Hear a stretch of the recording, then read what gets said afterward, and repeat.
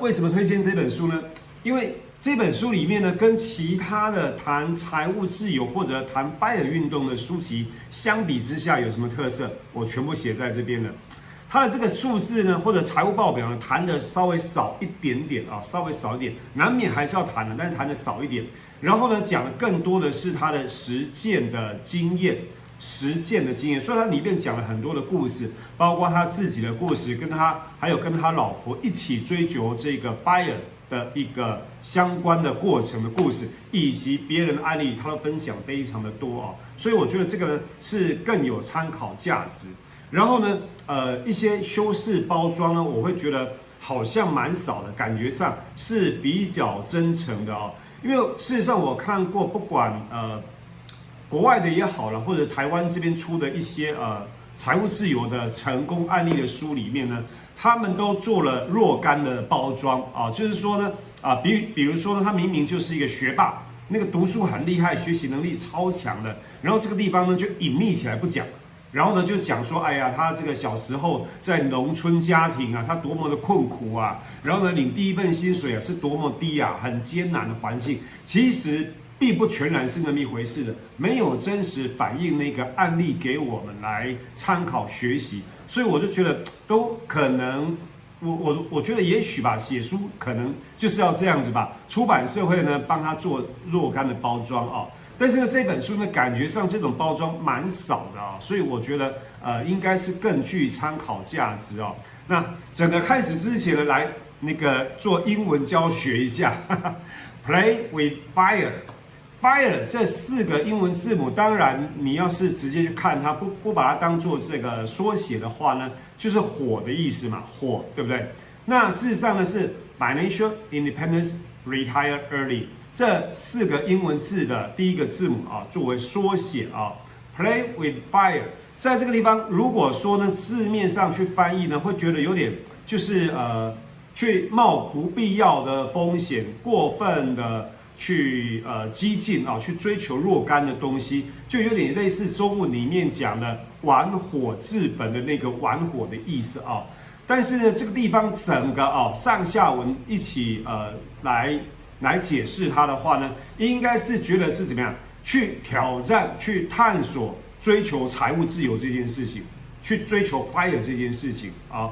好，那书里面的封面呢也讲到 How far will you go 啊，就是说你愿意付出多少啊，你愿意走得多远，付出多少，然后呢来达成财务自由。哎，我觉得这个讲的真是太好了。很多人呢都希望财务自由，但是呢，因为这个为了五斗米折腰嘛，所以说呢要上下班，然后已经很累了啊，回到家呢没有什么时间精神，也没有更多的财力来追求财务自由，所以呢没有钱，没有时间啊，但是呢想要财务自由，你说这可能吗？真的是不行啊！你要么弄一点钱，要么弄一点投入很多的时间精神，要么你本来就有若干的资源可供你调用，你把那些资源把它调用起来，然后呢就经过这个商业模式运转，你就可以获取比较多的金钱。那这个也是方式之一。什么都不愿意付出，然后呢本来就是一个普通人啊，这个没有权没有势啊，也没有钱，然后呢这个就等着天上掉馅饼。这个呢就是韭菜，根本就不可能够达到财务自由，就是韭菜准备被收割的啊。好，那这本书里面从第3章讲到10大快乐清单，因为时间的关系呢，我觉得这个地方特别重要，我拿出来特别的讲啊。因为我到目前为止呢，总共大概还几十个啊，我做了几十个付费的咨询啊。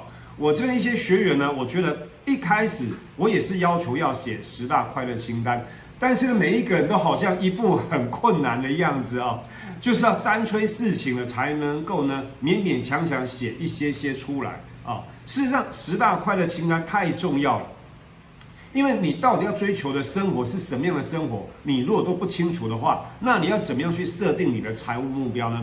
我们要追求财务自由，但是财务自由最重要是后面这一句话，哪一句话？过上你想要的生活嘛，对不对？关键是过上你想要的生活。那为什么你现在没办法过上你想要的生活？99.9%是因为没有钱，没有足够的钱，对吧？所以呢，我们才汲汲营营要赚更多的钱嘛，是不是？但是呢，我们居然呢只记得要追求金钱，忘记后面我们到底要的是什么。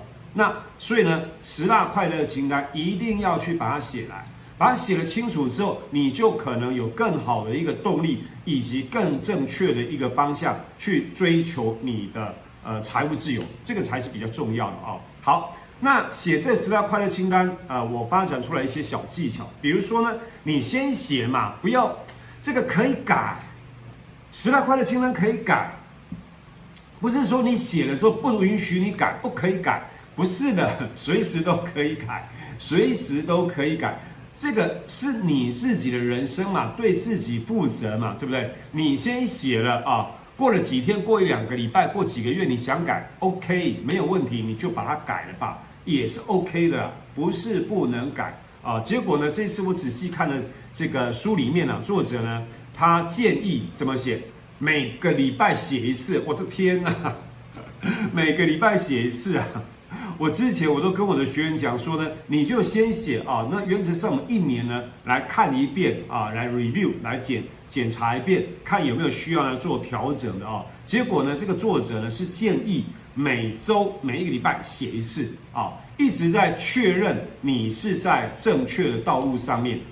我觉得他这个讲法呢，我也很能够接受，这个也很棒。那或者你做不到每周，那不然你每个月也是 OK 的啦啊。所以这个10大快乐清单呢，不要那么紧张啊！你想到什么就把它写出来就对了啊，后面还可以改啊，还可以改。OK， 好，那更重要的，作者也建议什么呢？你要把你的要记账嘛，对不对？然后呢，把这个开销，你的花费，每个月的花费呢列出来，把它列出来，然后呢列出前面排名的前10大项。其实可能不必了，前三大项就已经帮助很大了啊。就是说，你明明你自己定的目标啊是 ABCD 啊，结果呢你的钱、你的时间都花在 XYZ， 天哪，这样就不正确了嘛，对不对？你没有在正确的道路上面了。如果说你要追求的人生啊是怎么样的人生，你定好了之后，结果呢你是完完全全背道而驰。我相信很多人都是这样，真的很多人真的都是这样，不管钱还有时间呢，都放错的地方，啊！赚钱养家以外呢，希望家里面的人能够过得幸福快乐，对不对？结果呢，很多爸爸妈妈就赚了很多钱给小孩子，然后呢，小孩子只得到金钱，没有得到关爱，没有得到应有的照顾或者鼓励或者陪伴。通通都没有，这个呢，我相信是很多家长呢，可能是一生的遗憾啊。等到他呢有一天呢有时间静下心来的时候，小孩子跟他的感情恐怕很难再去培养啊。所以说，拜尔族里面呢一再讲到呢，时间比较珍贵，而不是金钱。金钱花掉了之后，可以再赚嘛，对不对？但是时间呢一去不复回啊，就没办法了。时间更珍贵，更重要哦。好，那作者他自己的10大快乐清单，哇，写出来，天哪！你仔细看，有哪些要花钱的？好像不多吧？喝酒要花一些钱，可能比较贵；喝咖啡，也要花点钱，那也不是很贵。然后呢，户外活动，看状况，大部分花的钱不多，就算要的话，花的钱不多。然后呢，这个在家里面呢一起吃饭，自己煮晚餐。天哪，这个蛮省钱的，蛮省钱的。阅读可能要买书，对不对？那可能跟朋友聚餐也要花一点钱，但是感觉上好像都不是很多钱，对不对？你有没有发现，其实不需要很多钱啊？这里啊，有没有他的10大快乐清单？结果呢，他很担心什么？因为他是结婚了嘛，他要追求财务自由的时候已经是结婚了，他很担心说，那他跟他老婆要是方向不一致，那就很麻烦。也的确，如果说呢你是已婚，或者说跟一些家人住在一起的话，是处于一种经济共同体的话，那也许呢你自己想要追求拜尔，但是呢你其他的家人亲人呢并不这么想的话呢，那也是挺麻烦的，压力很大啊。OK， 来我们看看他老婆，他老婆的10大快乐清单，天哪，不会吧？都喜欢喝美酒哦，他没有咖啡，他是喜欢吃巧克力。好，然后呢，他们都很爱他们自己的小女儿小 baby 啊。好，有咖啡，看到了，有咖啡，有咖啡，有酒，这两个人 OK。好，那所以说你会发现，其实这对夫妻他们的要求不是很高嘛，对不对？对金钱应该这么讲，他们要完成的这种生活或者理想的生活，需要很多钱吗？好像没有吧？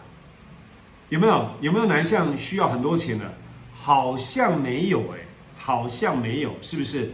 你有没有发现是这样？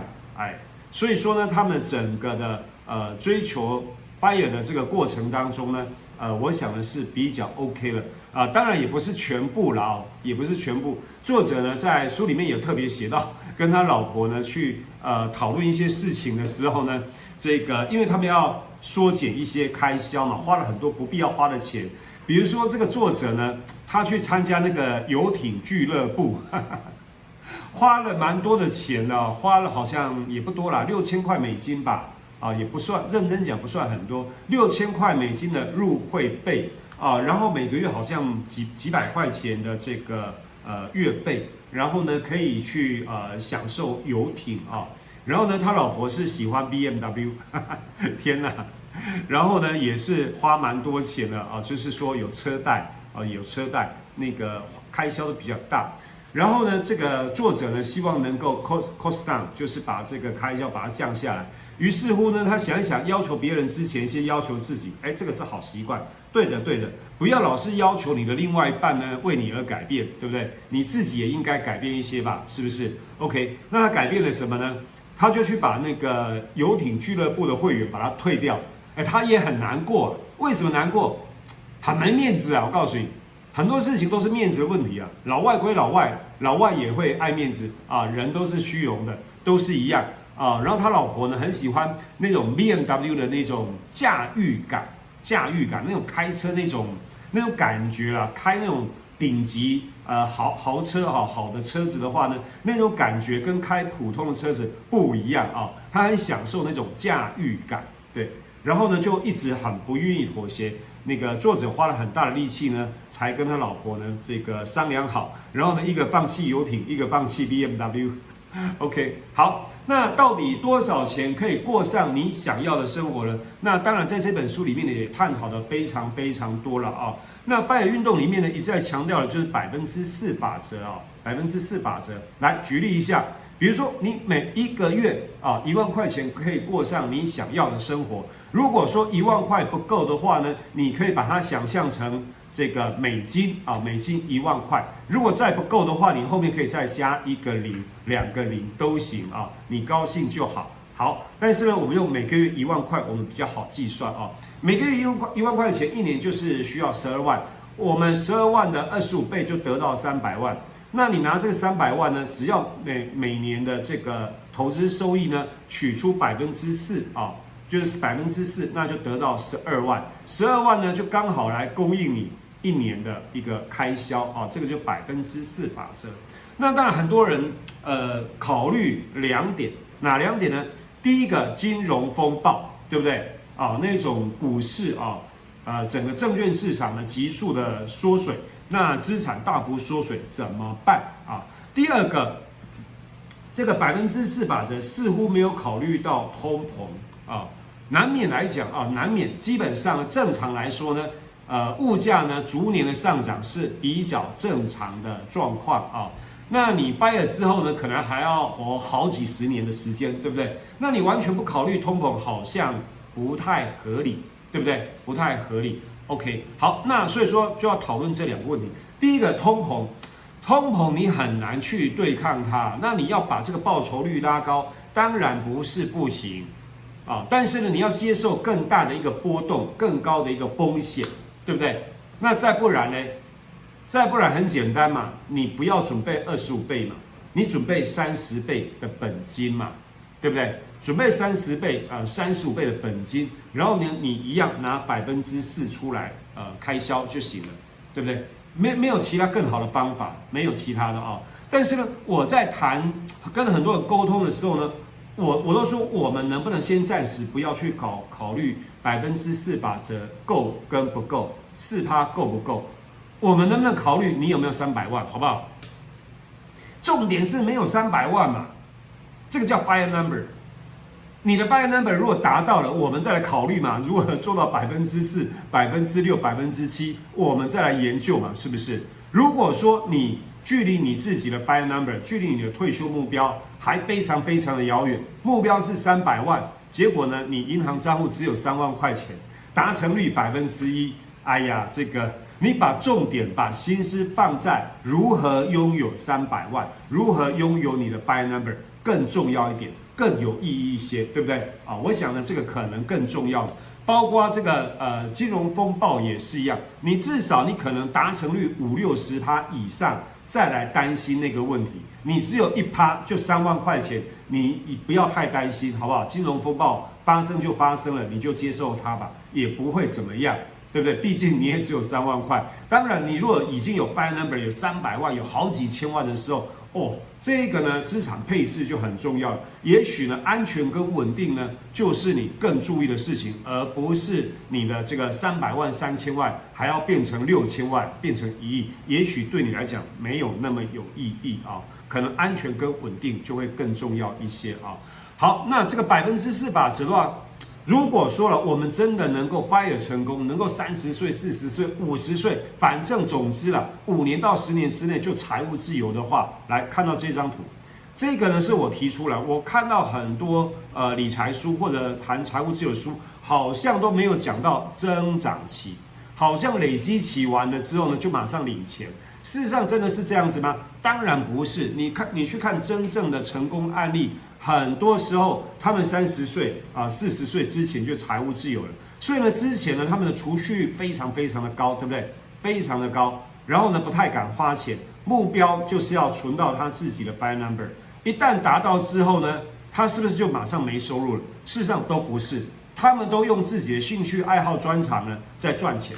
很多呢，这个已经达成财务自由的这些年轻人，30几岁、40几岁了，都还在赚钱啦。哪里有人停止赚钱？他只是停止工作，他没有停止赚钱，是这样子的哦。所以呢，他赚进来的钱根本就花不完，所以继续还在增长，还在处于一个高增长的状态。只是说他在花钱的时候，如果有必要的状况之下呢，他可能可以花得更多一点。他可能不见得像以前要求自己呢，储蓄率一定要非常的高一定要很高。不过我看到案例，真的不是这样。为什么？来举例，他可能现在呢月收入3-4万块钱，然后呢省吃俭用呢存下30%、40%、50%，真的很不容易了。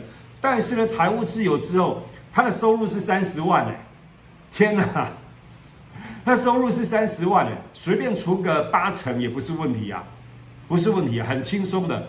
他把那些钱存下来，真的没有太难，真的没有太难，是不是？那而且生活水准呢，是在这个地方1个月花15000块，然后到这个地方来1个月花掉6万块，对啊，那不一样嘛。所以说很多的这种比率高跟低呢，有时候是因为你收入低，所以你会觉得存50%真的很难，对不对？法定最低工资，比如说在内地城市可能2-3千块在台湾可能2万7、2万8，法定最低工资，对不对？那你的薪水收入就比法定最低工资高那么一点点，那你当然要存50%太难了嘛，对不对？但是你的这个收入如果是法定最低工资的10倍比如说你在我们的内地城市里面1个月收入2-3万或者是在台湾那个收入1个月30万台币，天哪，存一半，这哪里是问题啊？存一半再花一半，那也是很不得了，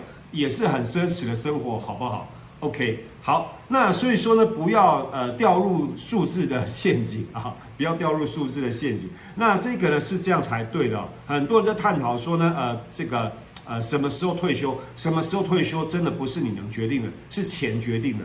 你的钱如果达到你的 fire number， 达到你的目标，你随时可以停止工作随时也可以不要赚钱，都是 OK 的。就就直接去追求你真正想要的生活就行。